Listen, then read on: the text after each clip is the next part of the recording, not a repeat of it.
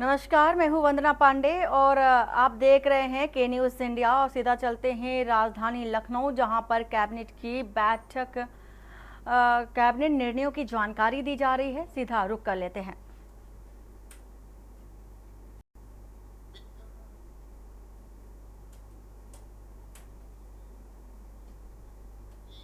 को भी सम्मिलित करने का काम कर रहे हैं। निजी भागीदारी और उद्यमता में वृद्धि करने के लिए व्यक्तियों, स्वयं सहायता समूह एवं फार्मर प्रोड्यूसर ऑर्गेनाइजेशन के माध्यम और इसी तरीके से और भी परिस्थितियों को करते हुए डेयरी सहकारी समितियों को आहार, खनिज मिश्रण उत्पादन के लिए उपकरण इत्यादि जैसे इनपुट पर पूंजी सब्सिडी ब्याज अनुदान दिया जाएगा। पशुधन, कुक्कुट एवं मत्स्य आहार प्रोत्साहन कार्यक्रम से लाभ होगा। किसानों की दैनिक आय में वृद्धि होगी। सबसे खास बात, पशुओं की प्रजनन क्षमता में सुधार होगा। ब्याज के बीच की जो अवधि खाली रहती थी उसमें कमी आएगी और पशु की उत्पादकता अवधि में वृद्धि होगी।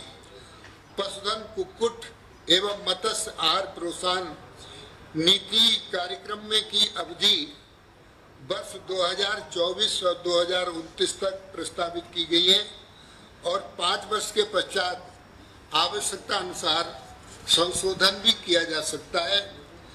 इसी के साथ साथ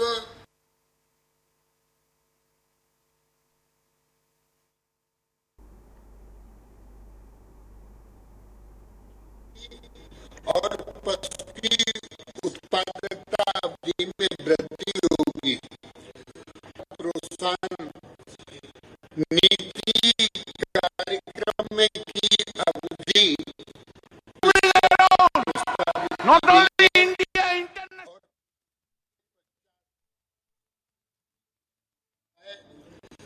इसी के साथ अच्छी नस्ल की गायों में दूध की उत्पादकता बढ़े, इसके लिए हम चारा नीति लाए हैं। उत्तर प्रदेश में भू संपदा पशुधन संख्या प्रचुर से युक्त प्रदेश है एवं पशुधन क्षेत्र में सर्वांगीण प्रगति कर रहा है। उत्तर प्रदेश में 20वीं पशुगणना के अनुसार देश में कुल पशुधन संख्या का लगभग 9.87% गौवंशीय, 30.4% मेषवंशीय, 1.31% भेड़ और 9.72% बकरी, 4.41% सूकर पाए जाते हैं। उत्तर प्रदेश देश में 362 लाख मीट्रिक टन दुग्ध उत्पादन के साथ प्रथम नंबर पर उत्तर प्रदेश है। संप्रति प्रदेश उत्पादकता एवं प्रति व्यक्ति दूध उपलब्धता में राष्ट्रीय स्तर से अभी कम है। प्रदेश में उत्पादकता में कमी के कई कारण हैं, जैसे कम उत्पादकता के अवैध गौवंश का बहुतायत में होना, पशुपालकों में जागरूकता की कमी, कृत्रिम गर्भाधान आच्छादन का कम होना, पशुधन के क्षेत्र में सुलभ ऋण की उपलब्धता में कमी आदि, चारे एवं उन्नत पोषण की कमी एक अति महत्वपूर्ण कारण है। प्रदेश में कुल पशुधन की आवश्यकता के अनुरूप चारे की 44.15% तथा सूखे चारे की 21.11% कमी है। वर्तमान में प्रदेश की कृषि कृषि क्षेत्रफल के 4.62% यानी 7.61 लाख हेक्टेयर भूमि पर चारा उत्पादन किया जाता है। खाद्यान्न उत्पादन एवं चारा उत्पादन में प्रतिस्पर्धा के कारण चारा आच्छादन क्षेत्रफल में निरंतर कमी आ रही है। वर्ष 2009-10 में जहां 8.48 लाख हेक्टेयर कृषि भूमि चारे से आच्छादित 2009-10 में 2014-15 में घटकर 7.67 लाख हेक्टेयर भूमि पर चारा उत्पादन किया जा रहा है। वर्तमान देश के अन्य राज्यों जैसे राजस्थान, पंजाब एवं उत्तराखंड में कुल कृषि क्षेत्रफल में हरे चारे का आच्छादन क्रमशः 17.72%, 10.7% एवं 4.15% है। जब तो अब बात करेंगे पहले राहुल के गोले और अब अखिलेश के शोले। जिस तरह के मनमर्जी नहीं, जनमर्जी चलेगी, इस चुनाव का बड़ा पैगाम है।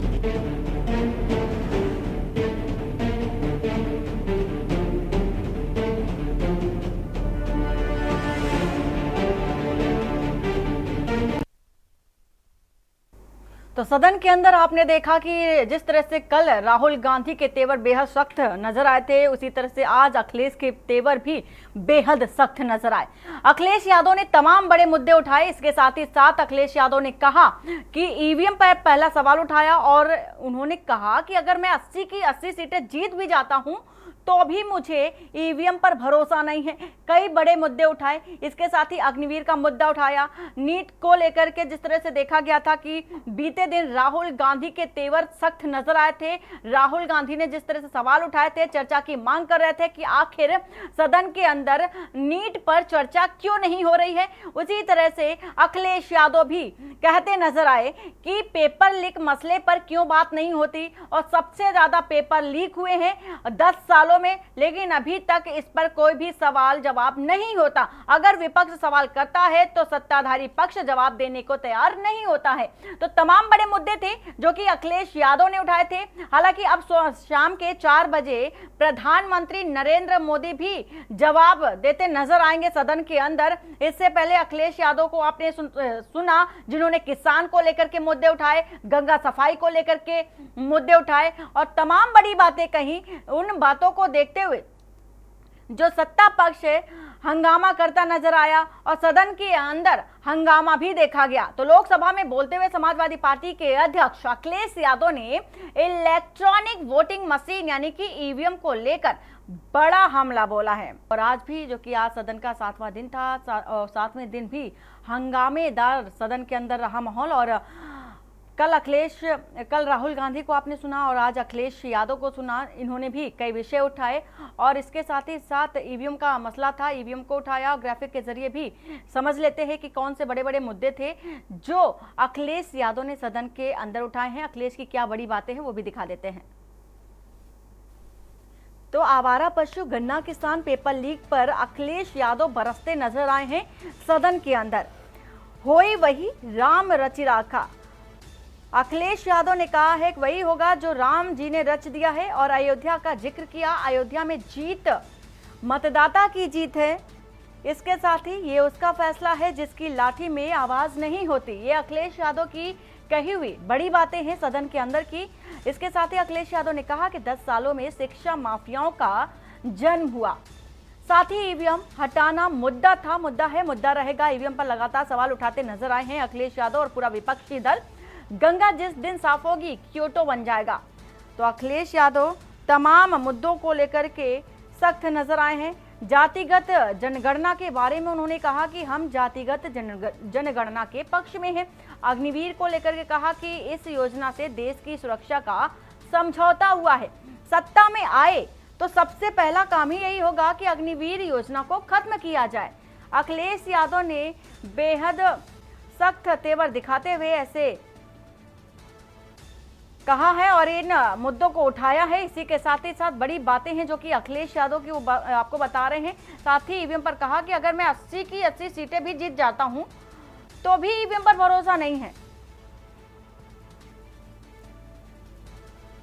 और इसी के साथ ही साथ कल आपने देखा कि राहुल गांधी ने जिस तरह से हिंदुत्व को लेकर के मुद्दा उठाया था, बड़ी बात कही थी, तो सत्ता पक्ष भी घेरता नजर आया था। हालांकि देखा गया था कि कई तस्वीरें भी राहुल गांधी ने दिखाई, जैसे कि महादेव की तस्वीर लेकर पहुंचे थे। इसके साथ ही साथ गुरु नानक की तस्वीर लेकर पहुंचे थे। तमाम तस्वीरें तमाम धर्मों को लेकर के बातचीत की उन्होंने। सदन के अंदर कई मुद्दे भी उठाए थे। आज अखिलेश यादव भी बेहद सख्त नजर आए और सत्ता पक्ष पर भी निशाना साधने की कोशिश की है। इसके साथ ही साथ अखिलेश यादव ने यह भी कहा कि जो गोद लिए गांव हैं उनका हाल भी आप देख लीजिए, उनका कोई भी लेखा जोखा नहीं मिलता है। तो तमाम मुद्दे उठाने के साथ ही साथ हमारे साथ कई मेहमान भी जुड़ चुके हैं, उनसे पहले परिचय करा देंगे आपका।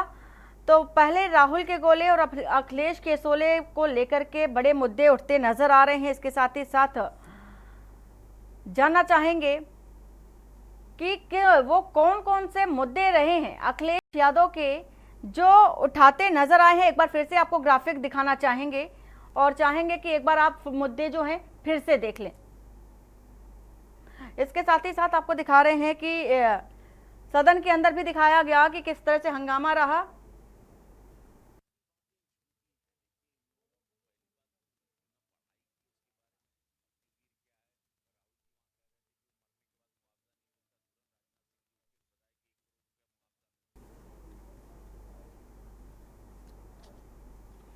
तो 4 बजे प्रधानमंत्री नरेंद्र मोदी भी बोलेंगे और राहुल गांधी के अखिलेश यादव के जवाब का करारा जवाब भी देते नजर आएंगे। तो राहुल गांधी का रण पीएम के आक्रमण को देखा जाएगा शाम 4 बजे। अखिलेश यादव जो कि देखा गया बेहद जो कड़ा रुख था, रवैया था, वो देखा गया सदन के अंदर। और doctor Zahid Siddiqui, colonel doctor Zahid Siddiqui हमारे साथ जुड़ चुके हैं, सेना से मेडलिस्ट हैं। सुरेंद्र दुबे वरिष्ठ पत्रकार हमारे साथ जुड़ चुके हैं। सबसे पहले सुरेंद्र जी, आपका रुख करना चाहेंगे कि जिस तरह से आपने देखा कि सदन के अंदर कल भी सख्त रुख देखा गया था राहुल गांधी का, हिंदू को लेकर के मसला उठाया गया, सत्ता पक्ष ने हंगामा किया और हंगामेदार भी पूरी तरह से आसार दिखे थे कल, और आज भी कुछ इसी तरह की तस्वीरें निकल के आई जब अखिलेश यादव ने कई मुद्दे उठाए। खासतौर पर ईवीएम का जब मुद्दा उठाया, उन्होंने कहा कि 80 की 80 सीटें अगर मैं जीत भी जाता हूं तो भी मुझे ईवीएम पर भरोसा नहीं है। देखिए, कल राहुल गांधी ने गोले बरसाए, आपने लिखा है, और आज अखिलेश ने सोले, हालांकि गोले से भी सोले ही बरसते हैं। कल भी सोले बरसे थे, आज भी सोले बरसे। देखिए, कल राहुल गांधी ने एक सबसे बड़ा मुद्दा ये दिया, बात की कि बीजेपी और आरएसएस असली हिंदुओं के ठेकेदार नहीं, और इसी पर सबसे ज्यादा जमकर बवाल भी हुआ। बिल्कुल, इसी पर जब प्रधानमंत्री ने कहा कि आप सारे हिंदुओं के खिलाफ इस ढंग से नहीं कह सकते, तो फिर राहुल गांधी ने उनको जवाब दिया कि आप हिंदू नहीं है, असली हिंदू नहीं है, बीजेपी पूरी हिंदू नहीं है। और अब सुना है कि वो शायद पोर्शन स्पीकर महोदय ने हटा भी दिया है, एक्सपेंड कर दिया। खैर, उनका अपना काम है। अभी देखिए, अखिलेश यादव ने दो बातें की, राष्ट्रीय मुद्दे उठाए और राष्ट्रीय मुद्दों के साथ उत्तर प्रदेश के भी मुद्दे उठाए। जैसे ईवीएम का मुद्दा उठाया कि मुझे इस पर भरोसा नहीं है, तो ये लोग कहते जीत जाते तब भरोसा होता। तो ये होशियारी अखिलेश यादव पहले दिखाई कि मैं अगर 80 से 80 जीत जाऊंगा। कि अगर अखिलेश यादव जीत जाते तो क्या ईवीएम पर सवाल उठाते, जिस तरह से उठाते नजर आए कि अगर मैं 80 की 80 सीटें जीत भी जाता हूं तो भी ईवीएम पर भरोसा नहीं है। सवाल ये है कि अगर वो जीत जाते तब भी क्या ईवीएम पर भरोसा जताते कि नहीं? इसीलिए तो मैं कह रहा हूँ ना, वो कह रहे हैं कि हम अगर 80 के 80 जीत जाएंगे तो भी हमारा ईवीएम पर भरोसा नहीं होगा, ये मशीनें ठीक नहीं है, नंबर 1। दूसरी बात, उन्होंने नीट एग्जाम के बजाय उत्तर प्रदेश के एग्जाम्स की चर्चा की कि यहाँ परीक्षाएं सब लीक हो रही है, सरकार नौकरी नहीं देना चाहती। तीसरी एक महत्वपूर्ण अग्निवीर योजना का जिक्र किया, जो नेशनल मुद्दा है, और ये कहा कि हम अगर सत्ता में आएंगे तो इसको कहते हैं रद्द कर देंगे। ये सारी बातें राष्ट्रीय की। एक बात और उत्तर प्रदेश संदर्भ में और कि गंगा साफ नहीं हुई, साड़ों का मामला उठाया जो वहां का यूपी का मामला है। और एक महत्वपूर्ण बात ये कही कि जितने राष्ट्रीय राजमार्ग बने उत्तर प्रदेश में, वो हाईवे के पैसे से नहीं बने, उत्तर प्रदेश के बजट से बनाए गए। जबकि ये कहा ही जाता है कि राष्ट्रीय हाईवे मार्ग की जो अथॉरिटी है वो लगातार इस काम को कर रही है। तो कल जो काम राहुल गांधी ने किया था, आज मोर्चा संभाला क्या कहते हैं अखिलेश यादव ने, और यही दो लोग इस समय इंडिया गठबंधन के टॉप के दो नेता हैं और इन्हीं दो की वजह से उत्तर प्रदेश में जो बीजेपी की हालत हुई और वो प्रकारांतर से अभी मैसेज दे रहे हैं कि हुई है वही जो राम रच राखा और राम ने अवधेश प्रसाद को जिता दिया। तो प्रकारांतर से बता रहे हैं कि जैसे अवधेश ने हरा दिया है वैसे हम लोग अन्य लोगों को भी हरा देंगे आने वाले चुनाव में। रही बात आपने कहा कि 4 बजे नेचुरल है, कल कस के हंगामा हुआ। पहली बार हमने 10 साल में देखा कि कोई विपक्ष का नेता था और कुछ जम के हंगामा हुआ। आज अखिलेश यादव को मैं अलग से नहीं सुन पाया, लेकिन नेचुरल उसमें भी हंगामा हुआ होगा। और 4 बजे देखना होगा कि प्रधानमंत्री, मुझे ऐसा लगता है तो मुख्यतः वो हिंदू वाला एजेंडा उठाएंगे कि हिंदुओं को देखिए बदनाम किया जा रहा है, जो उनका एक तरीका है। लेकिन अग्निवीर पर कोई जवाब नहीं देंगे। वो जो गांव गोद लिए हैं वाराणसी की, उनकी क्या हालत, उस पर जवाब नहीं देंगे। गंगा के जो गंदी है उस पर जवाब नहीं देंगे और पेपरलिंग मसले पर किसानों भी की किसी आय तरह का जो जवाब आया दुगनी भी होगा नहीं है। वो भी जवाब नहीं देंगे। जी, तो ये शाम 4 बजे देखना होगा कि प्रधानमंत्री नरेंद्र मोदी कौन कौन से और मुद्दे हैं जो राहुल गांधी और अखिलेश यादव के द्वारा जो उठाए गए मुद्दे हैं, उन मुद्दों में से किस पर निशाना साधते नजर आएंगे। फिलहाल डॉक्टर जाहिद जी, जिस तरह से अग्निवीर को लेकर के अखिलेश यादव ने साफ तौर पर कहा कि अगर उनकी सरकार आती है तब वो सबसे पहला काम ही उनका यही होगा कि अग्निवीर को खत्म कर दिया जाए। अग्निवीर जो योजना है सबसे पहला काम ही रहेगा कि वो खत्म कर दी जाए। कितना सही मानते हैं आप इसको? वंदना, थैंक यू कि आपने मुझे इस कार्यक्रम में न्योता दिया। जो अग्निवीर समस्या है ये किसी भी मापदंड पर देश के लिए फायदेमंद नहीं है। हम इस पर काफी कुछ कह चुके हैं और काफी लिख चुके हैं। जो अग्निवीर समझता है, जो फौजी है, कोई भी हो, मैं कार्यरत फौजियों की बात नहीं कर रहा हूं, उनकी मजबूरी हो सकती है कोई कि वो इतने खुलकर न कह सकें, मगर जो सेवानिवृत्त हो चुके हैं वो जानते हैं कि अग्निवीर किसी भी हालत में देश की सेना के लिए अच्छा नहीं, देश की सुरक्षा के लिए खिलवाड़ है। आप खुद सोचें कि किसी भी नौजवान को अगर 4 साल के लिए भर्ती किया जाए, उसमें 1 साल को ट्रंकेटेड ट्रेनिंग भी दी जाए और 6 महीने ट्रेनिंग देके उसको अपनी बटालियन में पोस्ट कर दिए जाए, जहां पर उसको 2 महीने का सालाना छुट्टी, 30 दिन की कैजुअल लीव और मेडिकल की को अगर ना भी इंक्लूड करें तो 3 महीने गए। यानी कि वो जो है इफेक्टिवली तरीके से किसी भी हालत में 2.5-3 से ज्यादा साल उस बटालियन में, उस यूनिट में नहीं रहेगा। जो कमांडिंग ऑफिसर्स हैं, जो ओहदेदार हैं, सरदार हैं, जेसीओज हैं, एनसीओज हैं, वो कैसे उस पर यकीन कर सकते हैं कि ये देश की सुरक्षा में अपनी जान तक बलिदान करने के लिए राजी होगा। और वो जो सैनिक है उसका कोई प्रमोशन तो है नहीं अग्निवीर में, वो पूरी ज्वाइनिंग से लेके रिटायरमेंट तक के सिर्फ अग्निवीर ही रहेगा।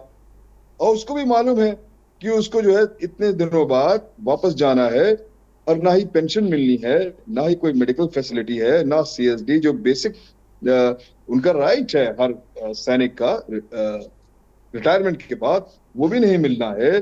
तो वो कैसे अपनी जान लगाकर और उस सीरियसली संजीदगी से देश की सेवा करेगा? नामुमकिन। मैंने तमाम कमांडिंग ऑफिसर से बात की, जो अभी एक बैच हमारा अग्निवीर का बाहर आ चुका है पूरे 4 साल नौकरी करके, और तमाम ओहदेदार से कई जगह बात की। कोई सब के सब नाखुश हैं और सबका ये कहना है कि अग्निवीर जो आए हैं हमारे, हम इनको कोई भी जिम्मेदाराना वाला काम दे ही नहीं सकते। मैं खुद एक टैंक रेजिमेंट से हूं और अपने एकेडमिक ट्रेनिंग के बाद, इतनी सख्त ट्रेनिंग के बाद, इतने सारे कोर्सेज करने के बाद टैंक को पूरी तरह से जानने के लिए मुझे कम से कम 3 से 4 साल लगते हैं हर जवान को।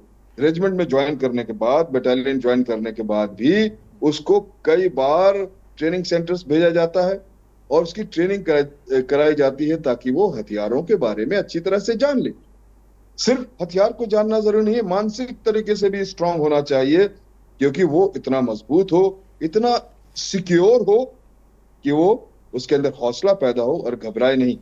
डॉक्टर जाहिद जी, जब तो कल अखिलेश यादव कल जब राहुल गांधी के बाद उनका जवाब देते राजनाथ सिंह नजर आए थे, तो राजनाथ सिंह ने कहा कि अग्निवीर को लेकर के स्पष्ट रूप से उन्होंने कहा कि जब वो रिटायर होते हैं तो उन्हें 1 करोड़ की राशि भी दी जाती है, जो शहीद हो जाते हैं ना। इधर मैं माफी चाहूंगी कि जब उन्होंने कहा कि जब वो जो शहीद हो जाते हैं, अग्निवीर जो भी हैं शहीद हो जाते हैं, तो उन्हें 1 करोड़ का मुआवजा दिया जाता, मुआवजे राशि दी जाती है, ऐसा राजनाथ सिंह का कहना था।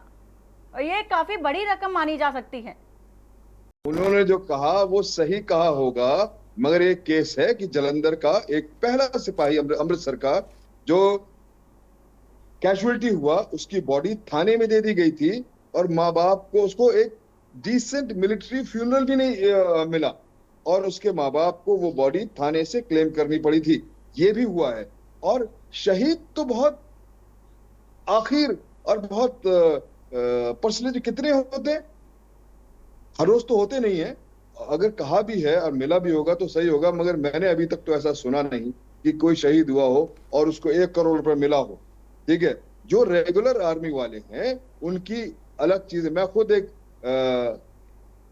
कई जंगों में मुझे जो है सेना मेडल मिला, चीफ ऑफ द कमेंडेशन का लड़ाई लड़ी, कई हमारी चीजें हुई।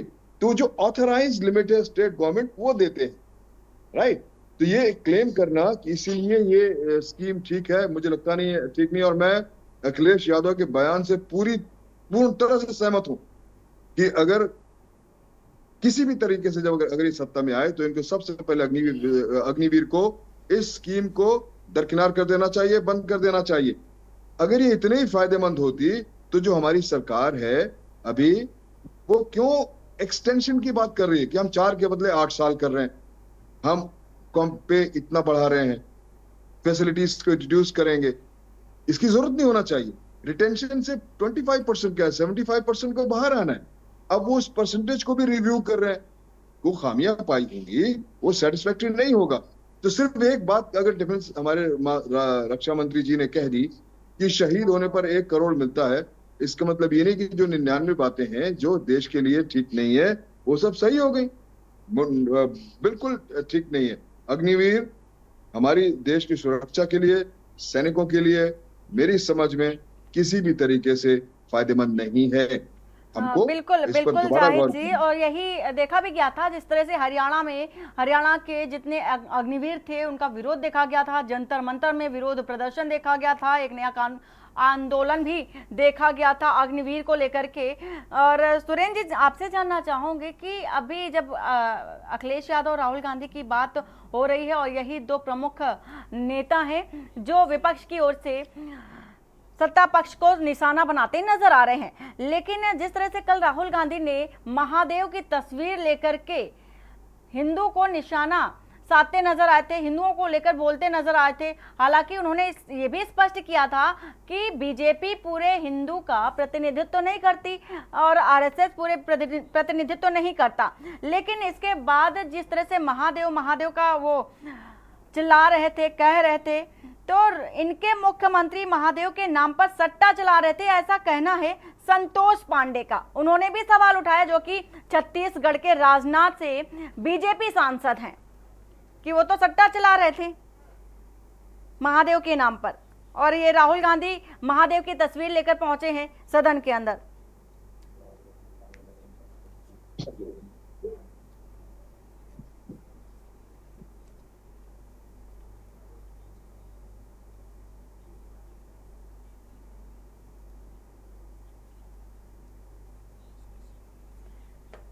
सुरेंद्र जी, आवाज पहुंच रही है आपको?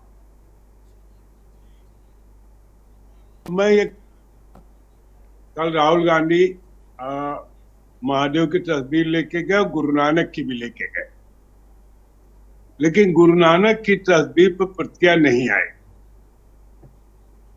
क्योंकि वो एक सेंसिटिव मामला, जानते हैं कि जरा सा गलत बोल गए तो फिर सिख लोग दौड़ा लेंगे। रही बात महादेव की, कि अगर वो कह रहे हैं कि महादेव अभय मुद्दा दिखाते हैं, महादेव कहते हैं कि सबका साथ सबका विकास वाली बात कहते हैं, या महादेव अभय मुद्दा बनाते हैं कि सबको क्षमा कर दो, अहिंसा का पालन, तो ये तो हमारे सारे धर्म कहते हैं। इस पर अगर कोई बनाने की कोशिश की जा रही है तो महादेव के नाम पर पार्लियामेंट में बहुत लोग नहीं बोले, क्योंकि ये तो राम और शंकर और कृष्ण इन्हीं तीन पर इनका पूरा गेम पिछले 10 साल से चल रहा है। अब शंकर जी पर कुछ कह दे तो रामचंद्र जी तो इनको वैसे ही गुड बाय कर चुके हैं, शंकर जी भी गुड बाय कर दे तो फिर बड़ी दिक्कत हो जाएगी। अगली बार ये लोग कहें कि देखिए वाराणसी से जो शंकर जी की जगह है वहां से गठबंधन का आदमी जीत गया। ये बचाव की मुद्रा में बीजेपी है, और ये बचाव की मुद्दा ये है कि कल भी जैसे हमारे यहाँ से हमारे माननीय मुख्यमंत्री योगी जी फौरन उतर आए ये कहते हुए कि अरे ये जो है रामचंद्र जी हिंदुओं को बदनाम किया जा रहा है।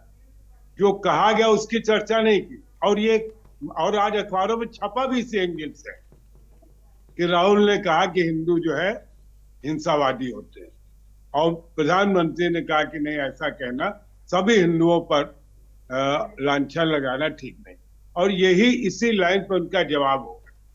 लेकिन बीजेपी एक बार भूल जाती कि ये गेम वो लगा 10 साल से चल रहा है, और उस 10 साल में पब्लिक ये समझ गई है कि ये जो कह रहे हैं वो करते नहीं है। वो समझ गए कि हिंदुओं के नाम, क्योंकि अगर इनके हिंदूवाद इनका चल रहा होता, भगवान राम के मामले में इनको लोग बड़ा पाक साफ समझ रहे होते तो अयोध्या की सीटें नहीं आती, बल्कि अयोध्या की सीट नहीं आ रही, उसके दूर दूर तक जितने राम के नाम की जगह थी सब सीटें हार गए।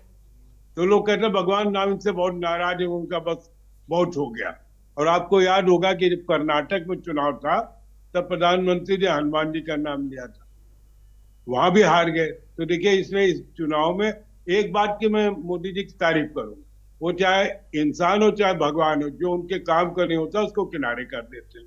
तो इस चुनाव में हनुमान जी की उन्होंने कोई चर्चा नहीं की, क्योंकि उन्होंने कहा भाई ये हनुमान जी तुम्हारे कोई काम आए नहीं। रामचंद्र की चर्चा के रामचंद्र भी काम नहीं आए। तो इनके जो अन्य भक्त वो भी अब जय श्री राम का नारा नहीं लगा रहे, कोई श्री राम का जयकार नहीं कर। उनको लगता है कि अब ऊपर से आदेश आवे, और शंकर जी को ये राहुल गांधी ने मतलब फंसा दिया। तो इस समय वैचारिक रूप से जो उनकी ट्रिक्स चलती है बीजेपी को, उसमें काफी संकट है। अब इनकी न्यू लाइन ऑफ एक्शन क्या होगी, 4 बजे जब प्रधानमंत्री जवाब देंगे तो समझ में आ जाएगा कि कैसे ये हिंदुओं को भड़काने या ये समझाने की कोशिश करें कि देखिए राहुल गांधी ने सारे हिंदुओं को गाली दे दी। टोन यही होगा, शब्दावली क्या होगी मुझे नहीं मालूम। अखिलेश यादव ने होशियारी दिखाई।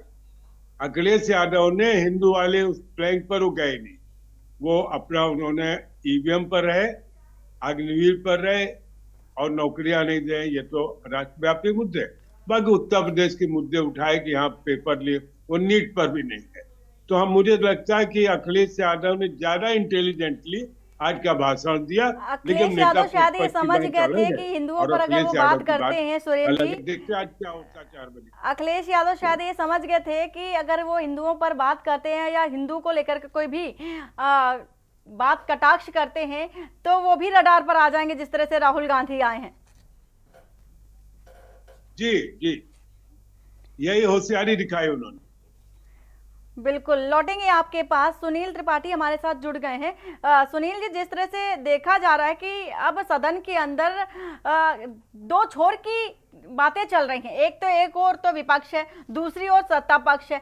विपक्ष ने जिस तरह से सत्ता पक्ष को घेरने की कोशिश की है, क्या लगता है किस तरह का जवाब अब आ सकता है सत्ता पक्ष की ओर से? क्योंकि तमाम मुद्दे राहुल गांधी ने भी उठाए, अखिलेश यादव ने भी उठाए। अखिलेश यादव ने तो उत्तर प्रदेश को लेकर के भी उठाए और जमीनी मुद्दों को भी लेकर उठाए, जिस तरह से गांव गोद लेने वाले जो गांव थे उनका भी ब्यौरा मांगते नजर आए। जी, अखिलेश जी एक अच्छे राजनीतिज्ञ हैं। उनका वक्तव्य अब जो आ रहा है वो सोच समझ के आ रहा है। स्वामी प्रसाद मौर्य जी के वक्तव्य के बाद से अखिलेश जी काफी सोच समझ के बयान देते हैं, राहुल जी की तरह बयान नहीं देते हैं। मैं इस बात की घोर निंदा करता हूं कि अब संसद से, सदन से, सड़क से ये हिंदू और मुसलमान की बात हट जानी चाहिए, चाहे सत्ता पक्ष हो चाहे विपक्ष हो। और आपने चुनाव में भी देखा, हिंदू मुसलमान, संसद के अंदर भी यही धार्मिक राजनीति हो रही है। ये देश कहां जा रहा है मेरी समझ नहीं आ रहा है। ये लोग नेता लोग क्या चाह रहे हैं? फिर एक गृह युद्ध की तैयारी हो रही है। और अगर यही स्थिति होगी वंदना जी, तो 10-20 साल दूर नहीं है, भारत में फिर गृह युद्ध होगा। क्योंकि जाति जहर, धार्मिक जहर जिस तरह से बोया जा रहा है, चाहे राहुल जी हो या सत्ता पक्ष हो, मैं सबसे निवेदन साथ कह रहा हूं कि इस देश को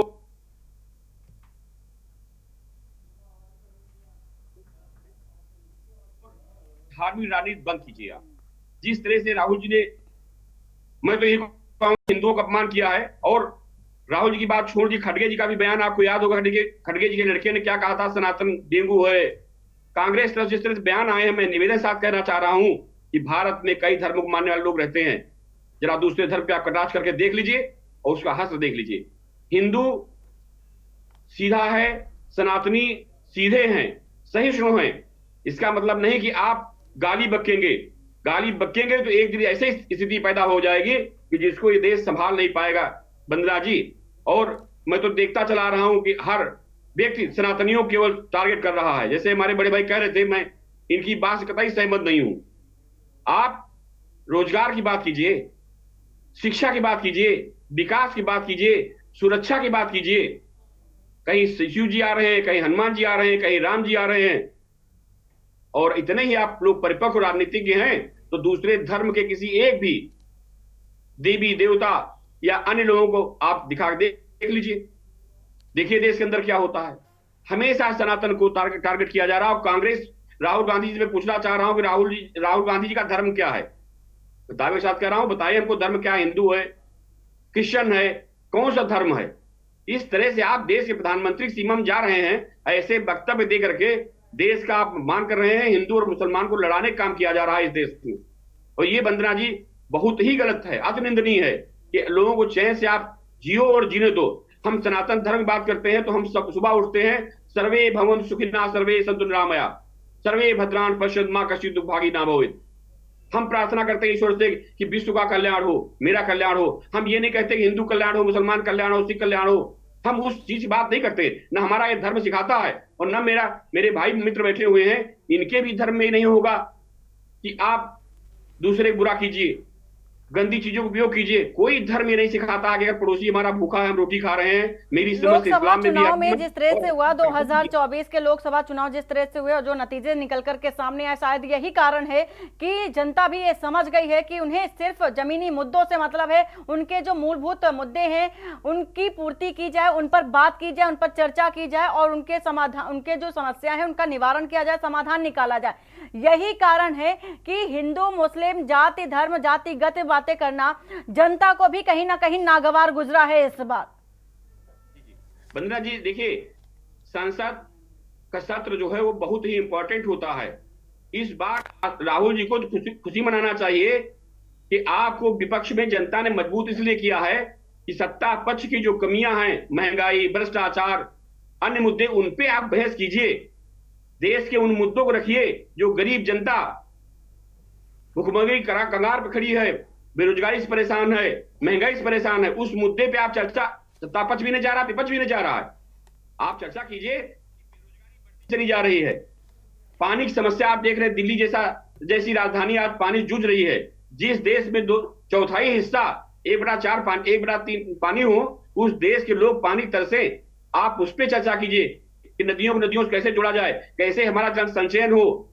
इस पे कोई चर्चा नहीं करना चाह रहा है। इस देश के लोग जो पढ़े लिखे बुद्धिजीवी हैं, वो चाहे किसी धर्म के हो, वो सब समझ गए हैं कि अब राजनीति धर्म की नहीं विकास की होनी चाहिए, देश सुरक्षा होनी चाहिए। और राजनीति धर्म की नहीं विकास की होनी चाहिए, क्योंकि राजनीति आप कर रहे हैं लेकिन बेसिस में जनता ही रही है। क्योंकि जनता को विकास चाहिए, जनता को जरूरत की जो चीजें हैं वो चाहिए, जनता को विकास के साथ ही साथ जो मूलभूत चीजें हैं, जरूरतें हैं, उनकी पूर्ति चाहिए। आप सभी मेहमानों का बहुत बहुत शुक्रिया। बात कर रहे हैं आज सदन के अंदर जिस तरह से हंगामा हुआ, अखिलेश यादव ने जिस तरह से हंगामा किया, कई मुद्दे उठाए, आवारा पशुओं को लेकर के भी अखिलेश यादव ने उठाए मुद्दे, साथ ही साथ गंगा सफाई को लेकर उठाए, ईवीएम को लेकर उठाए, पेपर लीक मसले को लेकर के उठाए। साथ ही सबसे बड़ी बात अखिलेश यादव ने यह कही कि जिस तरह से 15 अगस्त आजादी का दिन मनाया जाता है, उसी तरह से राजनीति के लिहाज से 4 जून का दिन बेहद महत्वपूर्ण है। तो कई महत्वपूर्ण जो बातें हैं अखिलेश यादव ने सदन के अंदर कही है। फिलहाल 4 बजे प्रधानमंत्री नरेंद्र मोदी का भाषण होगा सदन के अंदर, और इसी के साथ ही साथ कुछ बड़ी खबरें भी हैं जिनका रुख कर लेते हैं। इसी बीच राजधानी लखनऊ से खबर आ रही है, जहां पर बीजेपी प्रदेश अध्यक्ष भूपेंद्र चौधरी की प्रेस कॉन्फ्रेंस है और भाजपा प्रदेश कार्यालय में प्रेस कॉन्फ्रेंस करते नजर आएंगे भूपेंद्र चौधरी। राजधानी लखनऊ से आपको ये खबर बता रहे हैं, प्रदेश अध्यक्ष भूपेंद्र चौधरी 11 बजे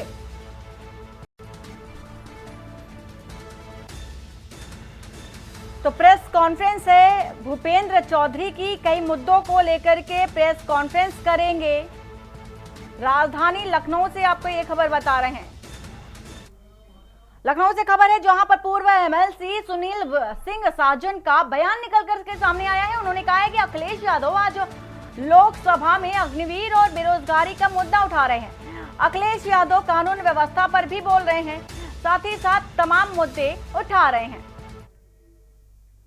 और लखनऊ से इस बार खबर आ रही है जहां पर पश्चिमी जोन में हुए पुलिसकर्मियों के तबादले, 21 पुलिसकर्मियों के तबादले हुए हैं। डीसीपी पश्चिम डॉक्टर दुर्गेश कुमार ने तबादले किए हैं और 4 दरोगा, 7 हेड कांस्टेबल के साथ ही साथ 10 कांस्टेबल के तबादले किए गए हैं। तो राजधानी लखनऊ से आपको ये खबर बता रहे हैं इस वक्त की, जहां पर तबादले देखे जा रहे हैं। दुर्गेश कुमार ने तबादले किए हैं, 4 दरोगा, 7 हेड कांस्टेबल और 10 कांस्टेबल के तबादले किए गए हैं। तो राजधानी लखनऊ से खबर बता रहे हैं, डीसीपी पश्चिम डॉक्टर दुर्गेश कुमार ने तबादले किए हैं और ये ट्रांसफर देखे जा रहे हैं कि 4 दरोगा हैं, इसमें से 7 हेड कांस्टेबल हैं, 10 कांस्टेबल हैं और इसी के साथ ही साथ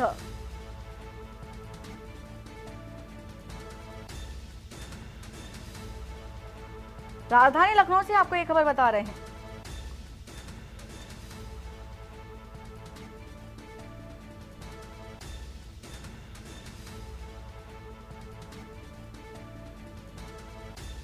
तो तबादले की जो लिस्ट है वो आपको दिखा रहे हैं।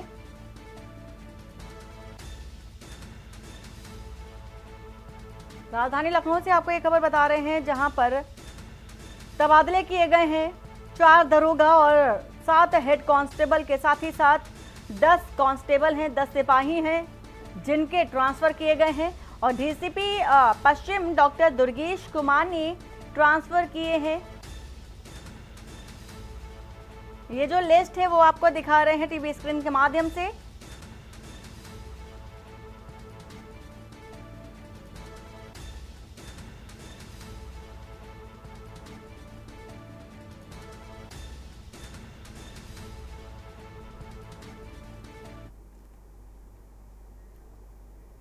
और राजधानी लखनऊ से खबर है जहां पर उत्तरी जोन में हुए पुलिसकर्मियों के तबादले, 52 पुलिसकर्मियों के तबादले किए गए हैं। डीसीपी उत्तरी अभिजीत आर शंकर ने ट्रांसफर किए हैं, 2 इंस्पेक्टर इनमें शामिल हैं और 21 दरोगा भी शामिल हैं, 12 हेड कांस्टेबल भी शामिल हैं ट्रांसफर की लिस्ट में और 15 कांस्टेबल हैं और 2 कंप्यूटर ऑपरेटर के साथ ही तबादले किए गए हैं। तो राजधानी लखनऊ से आपको एक खबर बता रहे हैं जहां पर तबादला एक्सप्रेस चलती नजर आ रही है। डीसीपी उत्तरी अभिजीत आर शंकर ने ट्रांसफर किए हैं और इनमें 2 इंस्पेक्टर, 21 दरोगा और 12 हेड कांस्टेबल भी शामिल हैं।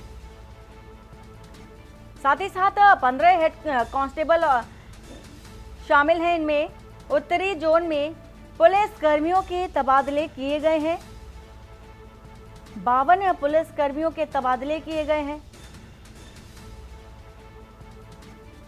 और जानकारी के लिए आपको बता दें कि डीसीपी उत्तरी अभिजीत आर शंकर ने सभी के ट्रांसफर किए हैं, 12 हेड कांस्टेबल शामिल हैं, 2 इंस्पेक्टर हैं इसमें। राजधानी लखनऊ से खबर है जहां पर 20 उप निरीक्षकों का निरीक्षक पद पर प्रमोशन किया गया है। तो डीजीपी मुख्यालय से प्रमोशन का आदेश जारी किया गया है और ज्येष्ठता के आधार पर उप निरीक्षकों का प्रमोशन किया गया है। प्रमोशन का आदेश जारी किया गया और इंस्पेक्टर बने हैं 20 दरोगा। राजधानी लखनऊ से ये खबर आपको बता रहे हैं इस वक्त की प्रमोशन का आदेश जारी हुआ है और इंस्पेक्टर बनाए गए हैं 20 दरोगा।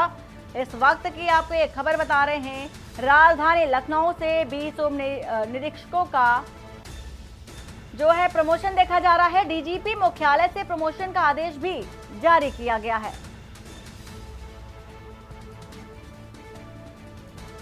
तो ज्येष्ठता के आधार पर प्रमोशन किए गए हैं, प्रोन्नति किए गए हैं।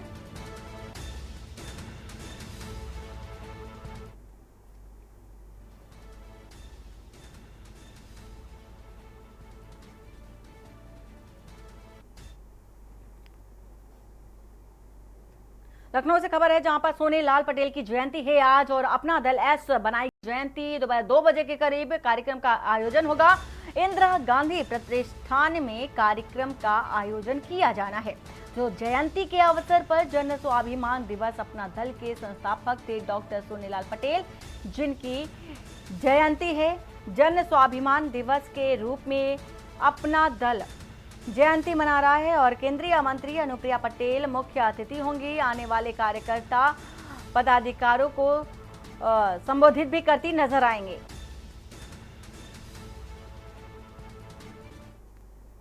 लखनऊ से खबर है जहां पर 12 वर्षीय नाबालिग छात्रा का अपहरण किया गया है। जान बचाकर घर लौटी छात्रा ने अपनी आप बीती सुनाई है। तो रात को कार सवार बदमाश अपहरण करके ले गए थे। नाबालिग को कार में 2.5 घंटे तक घुमाते रहे बदमाश। कार खड़ी करके चारों बदमाश सिगरेट पीने लगे, शराब पीने लगे और मौका पा करके कार से नाबालिग छात्रा भागकर अपने घर पहुंची और भागकर परिवार में अपहरण की वारदात की पूरी जानकारी दी। परिजनों ने बिजनौर थाने में दर्ज कराया है मुकदमा।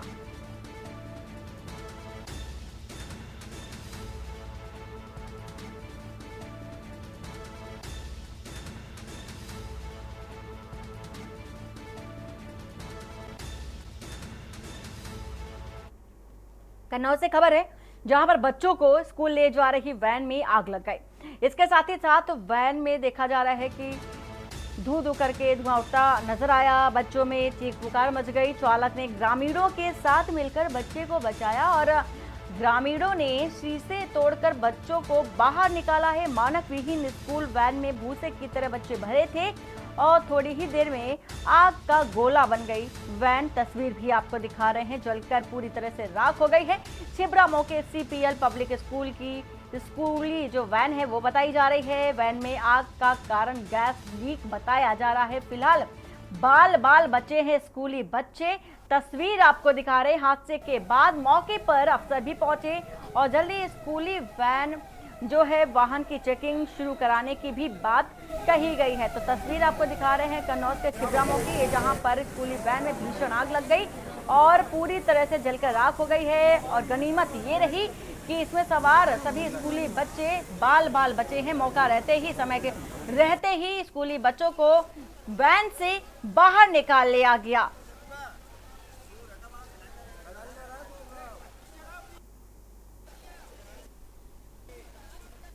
तो ये तस्वीर आपको दिखा रहे हैं कन्नौज की ये तस्वीरें हैं जहां पर स्कूली वैन में भीषण आग लग गई। गैस लीक होना एक कारण बताया जा रहा है। हालांकि बच्चों की जान बच गई है, सेफ हैं, सुरक्षित हैं और समय रहते स्कूली वैन से बच्चों को बाहर निकाल लिया गया। नहीं तो कोई भी बड़ा हादसा हो सकता था। जिस तरह की तस्वीर निकलकर ये सामने आई है, गैस लीक होने से भीषण आग लग गई है वैन में।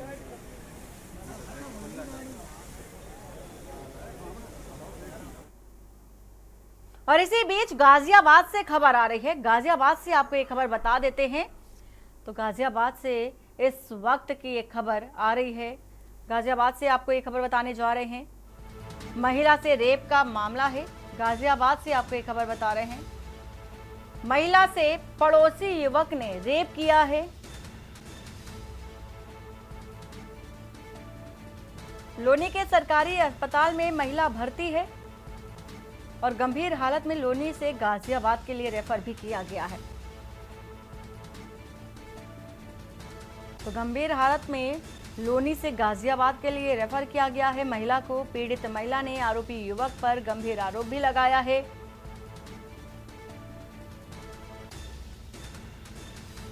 और बताया भी जा रहा है कि पहले भी महिला को गालियां देता था आरोपी। महिला की शिकायत पर भी पुलिस ने कार्रवाई नहीं की थी। गाजियाबाद से ये खबर बता रहे हैं आपको, महिला से रेप का ये मामला निकलकर सामने आया है गाजियाबाद से। और महिला से पड़ोसी युवक ने रेप की घटना को अंजाम दिया। साथ ही लोनी के सरकारी अस्पताल में महिला भर्ती है।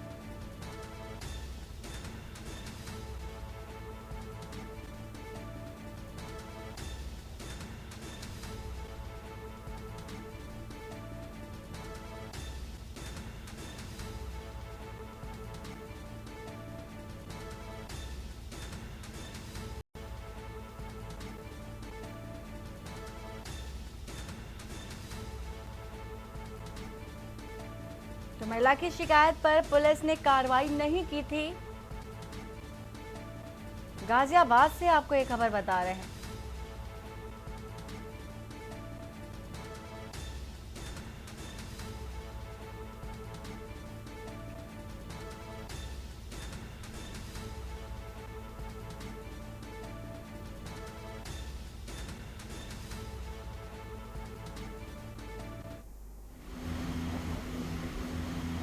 क्या घटना घटी है आपके साथ?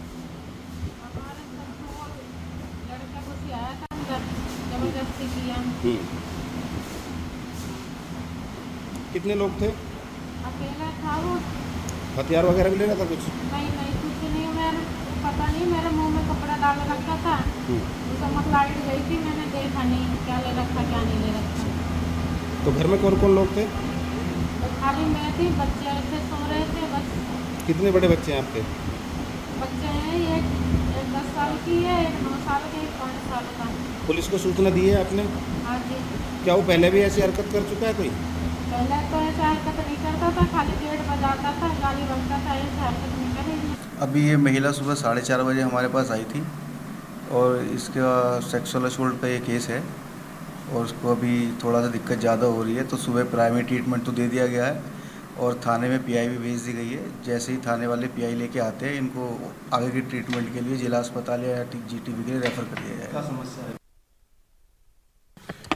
इस समय मैं मौजूद हूँ लोनी के 50 सैया संयुक्त चिकित्सालय पर, जहां पर एक महिला को इलाज के लिए भर्ती कराया गया है। आपको बता दें कि देर रात लोनी के ट्रोनिका सिटी थाना क्षेत्र में एक महिला के साथ एक युवक ने जबरन बलात्कार किया है। महिला का आरोप है कि युवक उन्हें धमकी देता था, उनके साथ बदतमीजी करता था, जिसकी शिकायत महिला ने लोनी ट्रोनिका सिटी पुलिस को दी। लेकिन जिसके बाद जब पुलिस के पास महिला पहुंची तो पुलिस के जो कर्मचारी थे उन्होंने कहा कि पहले आप 112 पर कॉल कीजिए, जब आपके पास पुलिस पहुंचेगी। तो कहीं ना कहीं जिस तरह से पुलिस की कार्यप्रणाली की बात करें, पुलिस के कर्मचारियों की बात करें, तो बड़ा सवाल लोनी में उठ रहा है कि जिस तरह एक महिला जब शिकायत के लिए गई, पुलिस ने कार्रवाई नहीं की, पुलिस ने उस महिला की नहीं सुनी और आरोपी ने जो उसको आपराधिक इतिहास रहा है, जो पहले भी इसी तरह के यानी कि बलात्कार के आरोप में जेल काट कर जेल से आया है और लगभग 2.5 साल वो जेल में रहा। हालांकि अब जो महिला के साथ बलात्कार किया गया है, महिला ने साफ तौर पर कहा है कि वो देर रात अपने बच्चों के साथ अपने घर में सो रही थी। उसी समय वो पड़ोसी जो युवक था जिस पर आरोप है वो घर में घुसा और महिला को मुंह ढककर उसके साथ बलात्कार किया। अभी तक भी महिला यहाँ पर जिंदगी और मौत से जूझ रही है। उसके जो प्राइवेट पार्ट हैं वहाँ से ब्लड यानी कि जो रक्त का स्राव है वो बंद नहीं हुआ है और महिला को यहाँ से हायर सेंटर यानी कि यहाँ से गाजियाबाद के लिए रेफर किया जा रहा है। अब देखना होगा कि पुलिस इस मामले में कितनी कार्रवाई करेगी। हालांकि जो और पीड़ित परिवार के जो सहयोगी हैं या पड़ोसी हैं उनका साफ तौर पर कहना है कि पुलिस के अधिकारियों को भी सूचना दी है, लेकिन अभी तक पुलिस की तरफ से कोई कानूनी कार्रवाई नहीं की गई है। हालांकि सूचना पर अब यहाँ पर पुलिस के कुछ कर्मचारी पहुँचे हैं और महिला को गाजियाबाद के लिए रेफर किया जा रहा है। गाजियाबाद उसका इलाज होगा। अभी तक महिला की हालत कुछ गंभीर है। हालांकि जिस तरह से जो डॉक्टर हैं यहाँ पर जो चिकित्सा अधिकारी उन्होंने बताया है कि महिला को प्रारंभिक इलाज दिया गया है, लेकिन जो उसकी हालत है उसमें सुधार नहीं है, जिसके चलते उसे अब यहाँ से हायर सेंटर रेफर किया जा रहा है। आपको बता दें कि पहले बलात्कार की जो रेप की जो इस तरह की जो घटनाएं होती थी, उनकी जो धारा थी वो 376 थी, अब उसको बदल कर 64 कर दिया गया है। अब देखना होगा कि महिला को, जो पीड़ित महिला है, कितना उसको कानूनी लाभ मिल पाएगा धारा बदलने से, और जो फास्ट ट्रैक की बात की जाती है उसका जो लाभ है वो कितना होगा, देखने वाली बात होगी। हालांकि जो पुलिस के बड़े अधिकारी हैं, जो चाहे एसीपी की बात करें, यहाँ पर नहीं पहुँचे हैं, और पुलिस एसीपी को लगातार यहाँ से संपर्क किया जा रहा है। जो लोग हैं उनका कहना है कि उन्हें लगातार सूचना दी गई, लेकिन उनकी तरफ से कोई संतोषजनक उत्तर नहीं मिला है। जयवीर मावी, के न्यूज़, गाजियाबाद।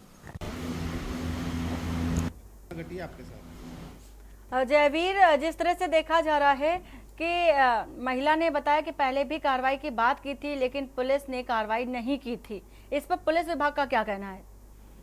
देखिए, पुलिस विभाग के जो अधिकारी हैं उनसे अभी संपर्क नहीं हो पा रहा है। लगातार कोशिश की जा रही है कि पुलिस के जो अधिकारी हैं उनका बयान मिले, लेकिन जो पीड़ित महिला है, जो उनके परिवार के जो लोग हैं, उनसे जो कुछ सूचनाएं, जो जानकारी मिली है वो ये है कि जो महिला है वो विधवा महिला है, और जो युवक है वो आरोपी है, नशेड़ी है, और जो अपनी पत्नी है उनको छोड़ चुका है। महिला को लगातार प्रताड़ित करता था, महिला पर संबंध बनाने का दबाव बना रहा था, और महिला लगातार उन चीजों को इनकार कर रही थी। वहीं पड़ोसियों ने भी कई बार इस युवक को समझाने का प्रयास किया था कि इस महिला को के साथ बदतमीजी ना करे, और पुलिस को भी शिकायत दी गई थी, लेकिन पुलिस की लापरवाही बिल्कुल यहाँ पर साफ तौर पर नजर आ रही है। पुलिस अधिकारी यदि समय रहते उस आरोपी के खिलाफ कार्रवाई करते तो ये घटना शायद टल सकती थी, ये घटना बच सकती थी, लेकिन पुलिस को शिकायत देने के बावजूद भी जिस तरह से जो ट्रोनिका सिटी पुलिस की यहाँ पर बात करें, और जो आरोपी था, जब शिकायत लेकर महिला पहुंची तो उस महिला को साफ तौर पर ना तो उसकी शिकायत ली गई और ना ही कोई कानूनी कार्रवाई की गई, ना ही पुलिस वहां पर भेजी गई, और महिला लगातार शिकायत करती रही कि युवक लगातार यहाँ पर बिल्कुल देखा भी जा रहा है कि पुलिस की लापरवाही है, और पीड़िता ने कई बार शिकायत की, बावजूद इसके किसी भी तरह की कोई सुनवाई नहीं हुई है। पूरी जानकारी देने के लिए आपका शुक्रिया। तो गाजियाबाद से आपको एक खबर बता रहे हैं, और इसी के साथ ही साथ बुलेटिन में फिलहाल इतना ही। बाकी की खबरों के लिए बने रहिए आप के न्यूज़ इंडिया के साथ। नमस्कार। आप देख रहे हैं के न्यूज़, खबरों का सारथी।